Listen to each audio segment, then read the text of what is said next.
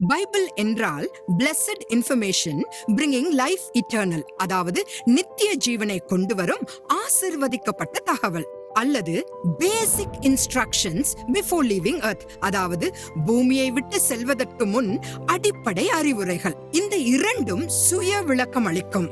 மேலும் வேதாகமமானது அப்போஸ்தலர் 14:3 படி கிருபையின் புத்தகமாகும். 2 திமோத்தேயு 3:16 படி பரிசுத்த ஆவியானவரால் ஏவப்பட்டு எழுதப்பட்டதாகும். சங்கீதம் 119:105 படி ஒளியின் புத்தகமாகும்.